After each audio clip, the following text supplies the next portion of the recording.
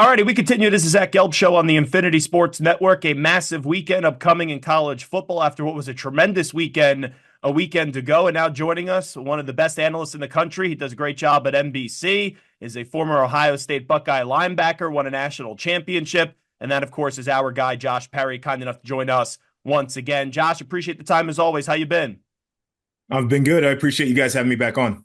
I appreciate you coming on. So, a wild weekend coming up in college football. We know Oregon, Ohio State should be a doozy. Let me start you off, though, with your alma mater, with Jeremiah Smith. We all know, right? Ohio State, no shortage of wide receivers in their history, especially as of late. How about what the youngsters been able to do through the first few games of the season? I mean, he's been amazing. It's been phenomenal to watch just from the outside looking in. I actually had an opportunity yesterday to catch up with him. I was in the building and just like first off, first impression, seeing him in person. That's what I look like as a freshman linebacker physically is what he looks like right now. I mean, he's rocked up, super lean. He's got big hands. He's lengthy. So just from a physical standpoint, he won the lottery. But then you get to know him a little bit. You get to spend some time with him.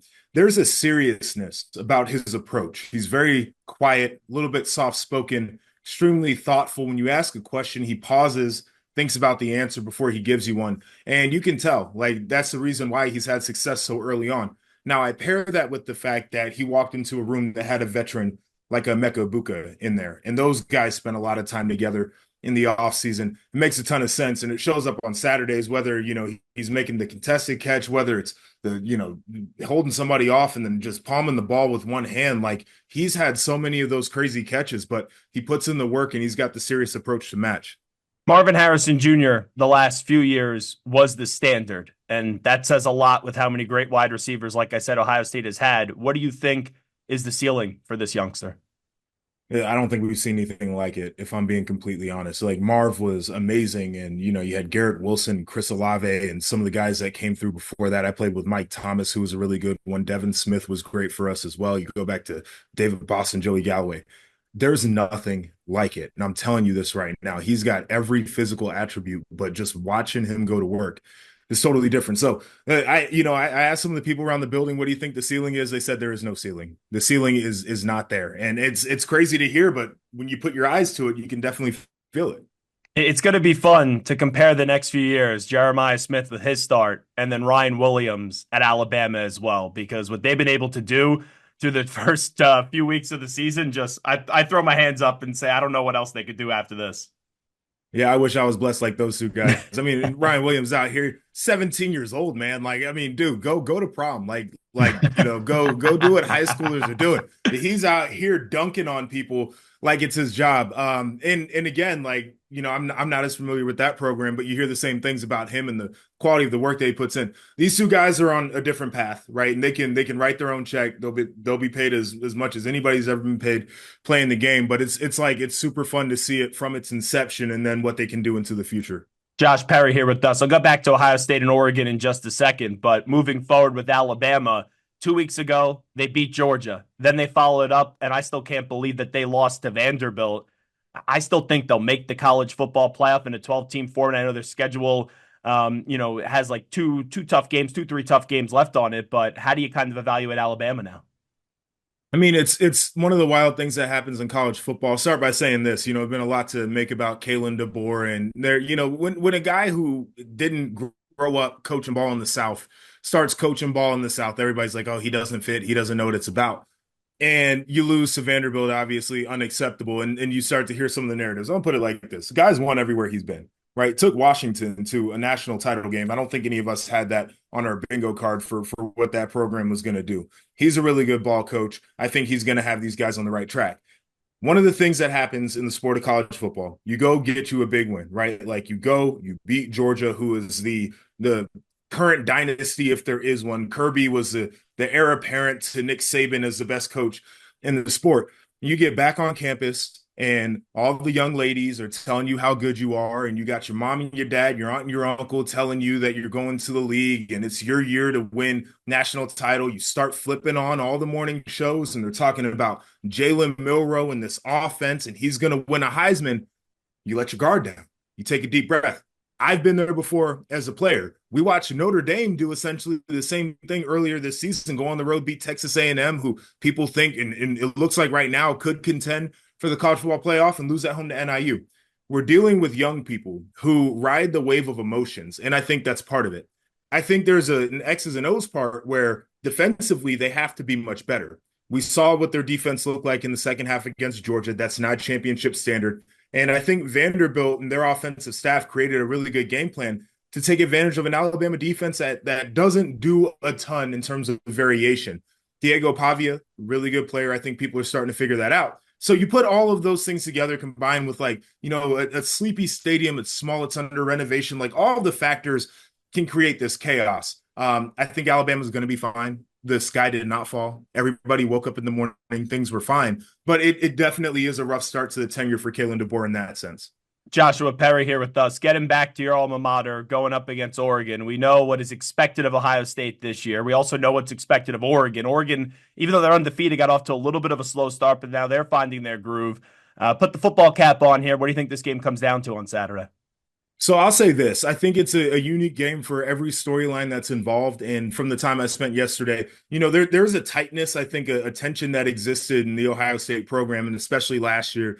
Michigan lost, the Common Core transfers out. You have the bowl game loss to Missouri. The offseason was very tense. These guys were focused, but they weren't tense. Like, I think they understand why the veteran players came back. I think they love what the roster looks like. Ryan Day is very happy with the addition of Chip Kelly. So that's that for the preparation. I know Oregon feels a very similar way in terms of the way that they've prepared for this game. These are two head coaches who I think that their paths have mirrored each other. I think they're the same guy in a lot of ways. Dan Lanning, young hotshot coach. Everybody's saying he's a top 5 coach in the sport. Then you start to dig into the metrics. Where are the big wins? That's the question we're asking. Ryan Day at that juncture in his career was a top 5 coach. People don't say that anymore. The question they ask about him are where are the wins? So I think there is a narrative that's at stake here for either coaches. It's higher for Ohio State and Ryan Day. This game is decided in the trenches, and I know that's like a cliche for Big Ten football, but we saw Oregon's offensive line early in the year. Certainly didn't look like a group that could be a championship group. They've gotten a lot better. Ohio State's defensive line has looked better, but this is a game where you prove it. JT Tuimoloau, Jack Sawyer, they say you're first-round picks. This is a game where you make the money. Flip it around. Ohio State, I said all offseason, their offensive line is going to be the indicator if they can win a championship. Will Howard's been throwing out of clean pockets. Both of the running backs they've been getting gobs of yards on the ground, unabated to the second level a lot of times. And for Oregon, again, defensive line, that's the game where you got to show up. It's going to be one of those with Mateo, and they got Birch out there who's an alien. That's where they make the money. So all the skill, I think those are the shiny toys, and everybody knows about them. Oregon, their wide receiver room with Dylan Gabriel, similar thing. Ohio State, Will Howard, the wide receivers. The trenches dictate this game to me.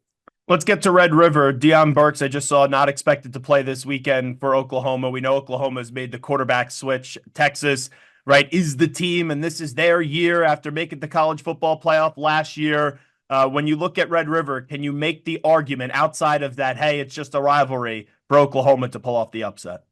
Yeah, and I think it was announced that Quinn Ewers is for sure to go. So that'll be a lot of fun to see him return there. Here, this is it. It's hard for me to create the path outside of it's a rivalry. Yeah. Oklahoma they're a flawed football team. I think defensively they have enough to be able to make plays. One of the big issues I find with them, though, is the defense is out in the field too much because their offense struggles really to sustain drives, and those guys can get worn down pretty easily. All the firepower for Texas makes that so much more difficult. I do think for Texas, though, as good as they are, I still have the question about how good is their defense really?